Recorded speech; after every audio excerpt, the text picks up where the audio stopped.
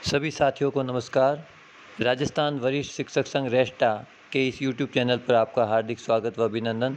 साथियों, कुछ समय पूर्व शिक्षा विभाग बीकानेर के द्वारा एक आदेश प्रसारित कर सभी शिक्षकों की ग्रीष्मकालीन अवकाश की घोषणा की गई थी। इस संबंध में मैं आपको बताना चाहूँगा, 2 दिन पूर्व यानी 19 अप्रैल 2021 को राजस्थान वरिष्ठ शिक्षक संघ रेष्टा ने शिक्षा मंत्री महोदय को एक ज्ञापन प्रस्तुत कर मांग की थी कि वर्तमान समय के अंतर्गत कोरोना की आपातकालीन परिस्थितियों में जब विद्यालय चलाना मुमकिन नहीं है तो सभी कक्षा के विद्यार्थियों को प्रमोट किया गया व कक्षा 10 व 12 की बोर्ड कक्षाओं की परीक्षाओं को आगामी कुछ समय तक स्थगित कर स्कूलों को बंद करने का आदेश दिया गया था। तो रेष्टा ने शिक्षा मंत्री महोदय से मांग की इस दौरान ग्रीष्म अवकाश की घोषणा कर सभी शिक्षक साथियों को उनके गृह जिले में जाने की परमिशन दी जाए और यदि इस दौरान किसी की कोविड में ड्यूटी लगाई जाती है तो उन्हें उनके गृह जिले में ही ड्यूटी दी जाए, ताकि वह काफ़ी लंबे समय से जो इस कोरोना में ड्यूटी दे रहे हैं वह कुछ समय के लिए अपने घर पर रह सके और अपने घर वालों के साथ समय बिता सके। जिसकी अखबार की कटिंग भी आप देख सकते हैं। रेष्टा ने की शिक्षा मंत्री से ग्रीष्मावकाश की मांग विभिन्न जिलों के अंतर्गत यह न्यूज़ मीडिया में छपी थी। उस पर मंथन करते हुए शिक्षा मंत्री जी ने आज दिन में एक ट्वीट के जरिए जानकारी दी थी और गोविंद सिंह जी डोटासरा के ऑफिशियल ट्विटर हैंडल से हमें ये सूचना मिली थी। वर्तमान में भी प्रदेश में चल रहे कोरोना संक्रमण को देखते हुए सभी स्कूलों में ग्रीष्म अवकाश घोषित करने हेतु अधिकारियों को निर्देशित किया गया है। बहुत जल्द इसके संबंध में विभागीय आदेश जारी हो जाएंगे। तभी से ये अटकलें लगनी शुरू हो गई थी कि आज बहुत जल्द ग्रीष्मकालीन अवकाश का आदेश आने वाला है। और अभी शाम के समय कार्यालय निदेशक माध्यमिक शिक्षा राजस्थान बीकानेर के द्वारा एक आदेश जारी किया गया था।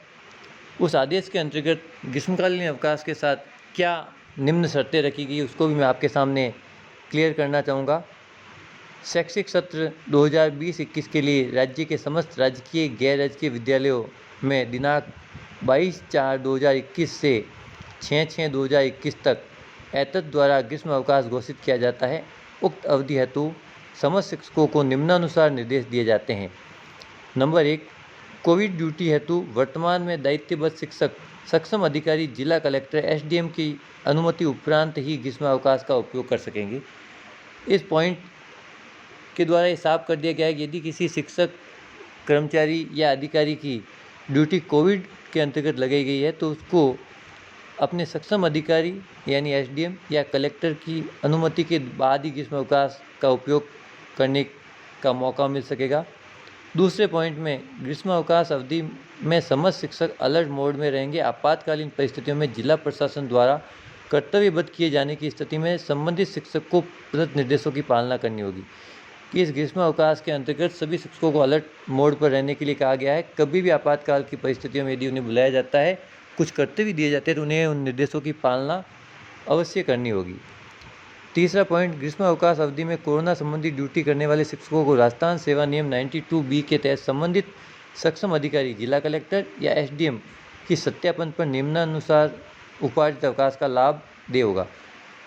ग्रीष्म अवकाश के अंतर्गत यदि कोई कर्मचारी शिक्षक साथी कोविड के अंतर्गत ड्यूटी करता है तो उसको नियमानुसार उपार्जित अवकाश यानी पीएल का भुगतान होगा। नंबर 4, सभी संस्था प्रधानों को विभाग द्वारा जारी होने वाले आगामी दिशा निर्देशों के अनुरूप विद्यालय संबंधी कार्य हेतु शैक्षिक प्रवेश परीक्षा इत्यादि अपने स्टाफ को कोविड-19 की गाइडलाइन की पालना करने हेतु बुलाने के लिए अधिकृत किया जाता है। ऐसे शिक्षकों को भी राजस्थान सेवा नियम 92B के तहत ग्रीष्म अवकाश अवधि में कार्य करने पर नियमानुसार उपार्जित अवकाश का लाभ देगा।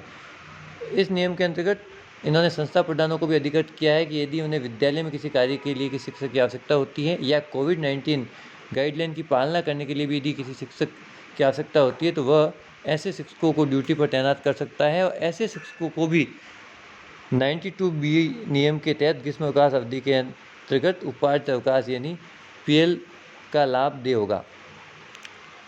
तो सभी साथियों को राजस्थान वरिष्ठ शिक्षक संघ रेष्टा की इस मांग पर जो शिक्षा मंत्री जी ने ग्रीष्मावकाश की घोषणा की है, उनको बहुत बहुत धन्यवाद व आभार।